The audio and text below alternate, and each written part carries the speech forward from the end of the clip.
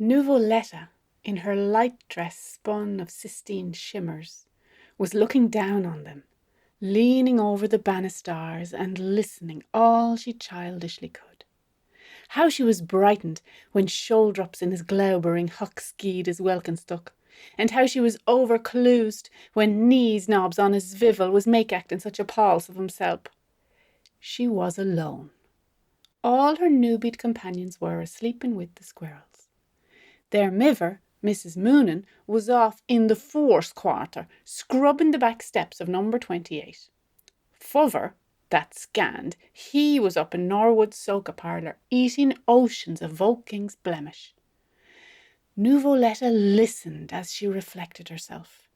Though the heavenly one, with his constellatria and his emanations, stood between, and she tried all she tried to make the mooks look up at her, but he was for too adiaptotously far-seeing, and to make the gripes hear how coy she could be, though he was much too schismatically auricular about his ends to heed her.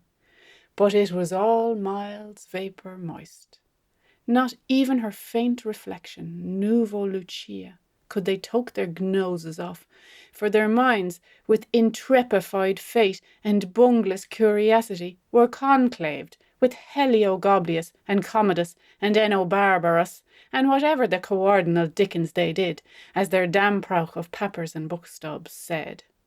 As if that was their spiration, as if theirs could duperate her queendom, as if she would be third party to search on search proceedings. She tried all the winsome ways her four winds had taught her. She tossed her sfumastellationous hair like la princesse de la Petite Bretagne, and she rounded her mignon arms like Mrs. Cornwallis West, and she smiled over herself like the beauty of the image of the pose of the daughter of the Queen of the Emperor of Ireland, and she sighed after herself, as were she born to bride with tristis, tristior, tristissimus. But, sweet Madonnine, she might fair as well have carried her daisy's worth to Florida. For the mooks, a dogmadaconite, were not amused, and the gripes, a doubly bowsed Catholic, was painfully oblivisant. I see, she sighed. There are manner. The sis of the whisp of the sigh of the soft sing at the stir of the ver grows, oh, a rondo of a long one in midious reeds, and shades began to glitter along the banks, greepsing, dusk unto dusk. And it was as glooming as gloaming could be in the waste of all peaceable worlds. Metamnesia was all sunome coloriform brune, Cythereor spian and owland, innemorous and unnumerose. The mooks had a sound eyes, right, but he could not all hear. The gripes had a light ears left, yet he could but ill see. He ceased, and he ceased, tongue and trit, and it was never so ever so dusk of both of them. But still Moo thought on the deeps of the unths he would profound come the morrocks, and still gry field of the scripes he would escape, if by grice he had looking oups. Oh, how it was dusk! From Valley Maria to Gracia Plena, dormimust echo. Ah, dew! Ah, dew! It was so dusk that the tears of night began to fall, first by ones and twos, then by threes and fours, at last by fives and sixes of sevens, for the tired ones were wecking as we weep now with them. Oh, oh, oh, par la pluie. Then there came down to the thither bank a woman of no appearance. I believe she was a black, with chills at her feet. And she gathered up his hoariness the mooks, metamorphally where he was spread, and carried him away to her invisible dwelling, That's heights a Coila Rapax, for he was the holy, sacred, solemn, and push-up spit of her boshup's apron. So you see the mooks he had reason, as I knew, and you knew, and he knew all along.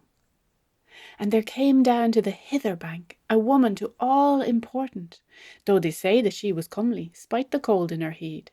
And, for he was as like it as blow it to a hawker's hank, she plucked down the gripes, torn, panicky auto-tone, in angue from his limb, and carried away its beatitubes with her to her unseen shieling. It is de raricelli. And so the poor gripes got wrong, for that is always how a gripes is, always was, and always will be. And it was never so thoughtful of either of them. And there were left now an only elm tree and but a stone, poled with Pietrus, sier but Saul. Oh, yes, and Nuvoletta, alas. Then Nuvoletta reflected for the last time in her little long life, and she made up all her myriads of drifting minds in one. She cancelled all her engausements. She climbed over the banisters. She gave a childy, cloudy cry. Nuée, nuée. A light dress fluttered. She was gone. And into the river that had been a stream, for 1,000 of tears had gone on her and come on her, and she was stout and struck on dancing, and her muddied name was Mrs. Liffey. There fell a tear, a singled tear, the loveliest of all tears. I mean, for those Cry Love Fables fans who are keen on the pretty, common-faced sort of thing you meet by Hope Harrods. For it was a leap tear. But the river tripped on her by and by, lapping as though her heart was brook. Why, weh, oh, weh, I so silly to be flowing, but I no canna stay.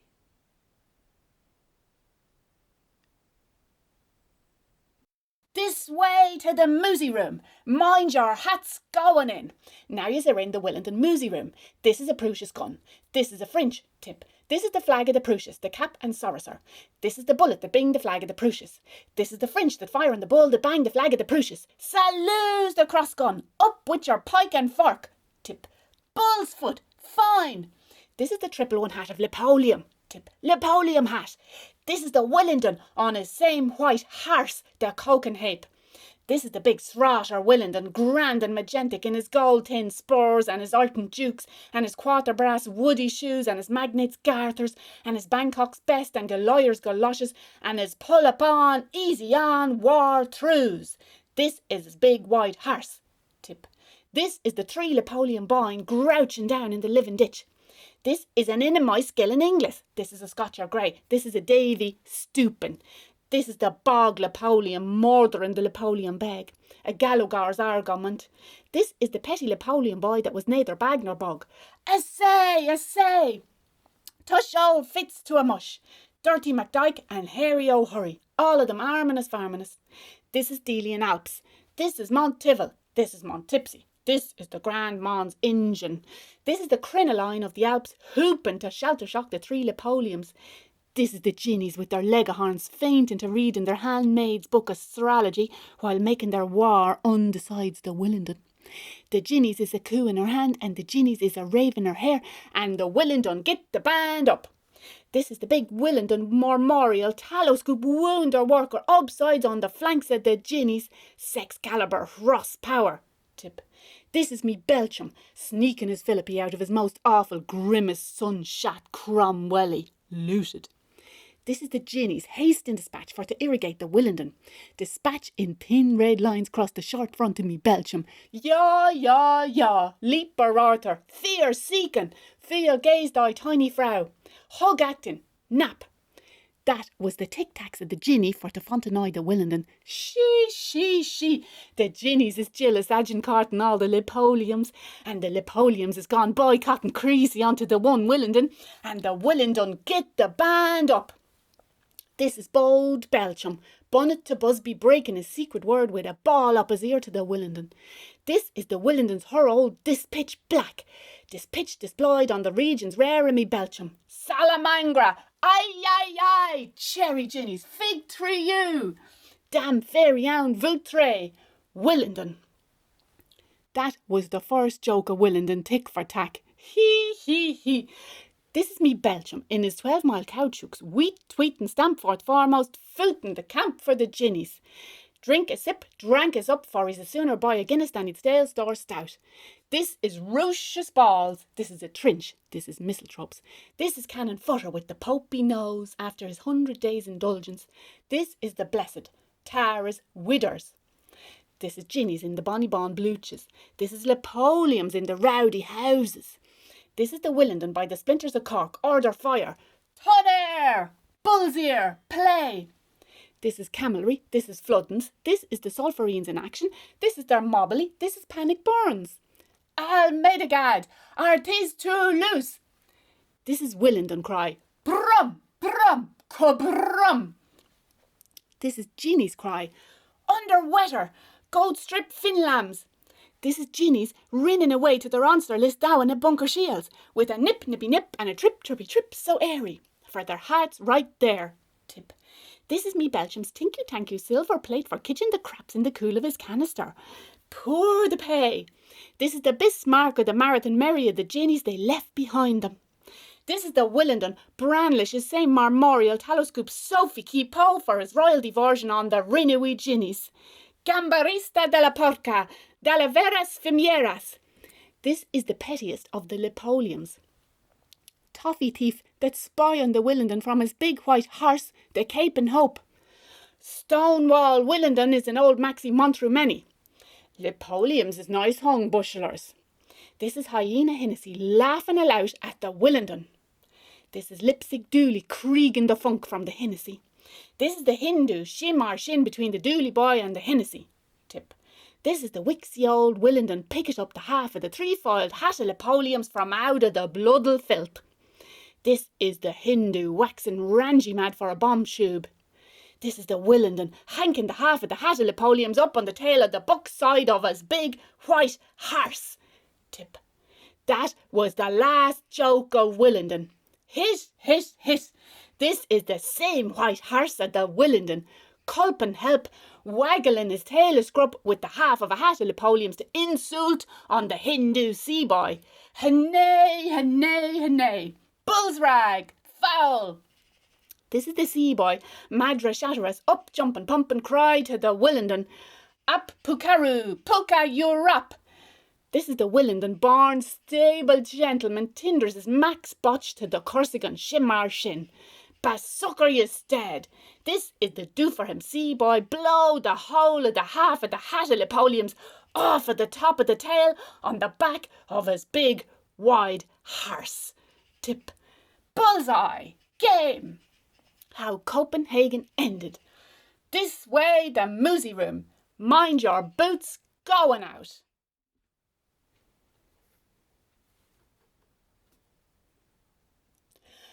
Hee-haw! She must have been a Gadabount in her day, so she must, more than most. Showell she was, gid gad, she had a flew men of her own. Then a toss ne'er scared that lass, so I may mow, that's a gappo. Tell me, how cam she camlin through all her fellows, the necker she was, the divileen, casting her perils before our swains from Fonty and Monty to Tidingtown and from Tidingtown till Havet, linking one and knocking the next, tapping a flank and tipting a jutty and palling in and pythering out and clydering by on her east way. Way who was the first to ever burst? Someone he was, whoever they were, in a tactic attack or in single combat, tinker, tealer, soldier, sailor, pieman, piece or polystamen. That's the thing I'm always on edge to ask. Push up and push farther and come to uphill headquarters. Was it Waterloo's year after Grattan or flood, or when maids were in ark, or when three stood hosting? Fidaris will find where the doubt arises like nee man from Neargans found the nihil. Were ye sighing foe I'll bear no answer. Untie the gemmen's fistic knots, quick and nuancy. She can't put her hand on him for the moment. 'Tes the long Langlo, walking weary, such a loon way bashwards to row. She said herself, she hardly knows who on the annals her graveller was. A dynast of Leinster, a wolf of the sea, or what he did, or how blithe she played, or how, when, why, where, and who, off on, he jumping at her, and how it was gave her away. She was just a young, thin, pale, soft, shy, slim slip of a thing then, sauntering by silver moonlight, and he was a heavy, trudging, lurching, lie abroad of a curra man, making his hay for whose sun to shine on, as tough as the oak trees, peats be with them, used to rustle that time, down by the dykes of Killin-Kildare, for forced fell foss with a plash across her. She thought she sank neath the ground with infant shame when he gave her the tigress eye. Oh, happy fault, me wish it was he. You're wrong there, horribly wrong. 'Tisn't only tonight you're anachronistic. It was ages behind that, when nullas were nowhere, in County Wicklow, Garden of Erin, before she ever dreamt she'd lave Kilbride and go foaming under Horsepass Bridge, with the great southwestern wind storming her traces, and the Midlands grain waster a search for her track, to wend her ways by and by Rebecca or worse, to spin and to grind, to swab and to thrash for all her golden Liffey in the barley fields and penny lots of Humphrey's Ford of Hurdlestown, and lie with a landleaper well into Norser. Alas, the Lagos of girly days. For the dove of the Dunas, was it? Is it? Are you certain sure?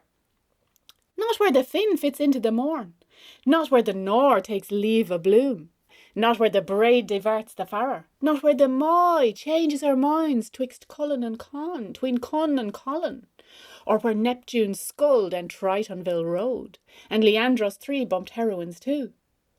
Nay, ye narr of nen nonny nos. Then whereabouts in Owen Avoca? Was it Ist with Whist, or Luke and Yoken, or where the hand of man has never set foot? Tell me where the very first time.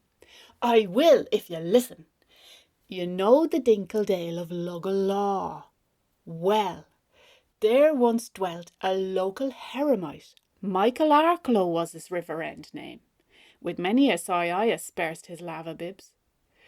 And one Venersderg in June or July, oh, so sweet and so cool and so limber she looked, nance the Nixie, nan on let's go, in the silence of the sycamores, all listening, the kindling curves ye simply can't stop feeling, he plunged both of his newly anointed hands, the core of his cushlas, in her singy-marry saffron strumans of hair, parting them and soothing her, and mingling it that was deep dark and ample, like this red bog at sundown. By that veil Vauclose's lucid lack, the rainbow's heaven arches around arranged her, a froth dizzying galbs, her enamelled eyes indor-goading him on to the Vierge Violetian. Wish a wish, why a why, Mavro! Letty lurks leifin light throw those laurels now on her daft tease song Petrock. Mass! But the magic Wavis has elfin anon meshes, and Simba, the slayer of his Oga, is slewed. He could not help himself, thur so that hot on him, he had to forget the monk and the man, so, rubbing her up and smoothing her down, he bathed his lips in smiling mood, kiss a kiss after kiss o' cushk, as he warned her never on Anna Pogues of the freckled forehead. While you'd parse Sesharessa, she hild her soof, but she rose 2 feet higher in her ain estimation, and step is on stilts ever since. That was kiss Suaheelin with banter for bam. Oh, wasn't he the bold priest? And wasn't she the naughty Livy? Naughtic Nam is now her navin. 2 lads in Scotch breeches went through her before that, Barefoot Byrne and Wallow Me Wade, Lugna Quillia's noblesse Picts, before she had a hint of a hair at her fanny to hide, or a bosom to tempt a birch canoodler, not to mention a bulgic Porterhouse barge. And ere that again, Leda Leda all on rady, too faint to buoy the fairiest rider, too frail to flirt with a cygnet's plume, she was licked by a hound, chirripa chiruta, while pawing her pea pure and simple on the spur of the hill in old Kippure, in bird-song and shearing time. But first of all, worst of all, the wiggly lively, she side-slipped out by a gap in the Devil's Glen while Sally her nurse was sound asleep in a sloot, and Fifi Fi fell over a spillway before she found her stride and lay and wriggled in all the stagnant black pools of rainy under a fallow coo, and she laughed innocent free with her limbs aloft, and a whole drove of maiden hawthorns blushing and looking askance upon her.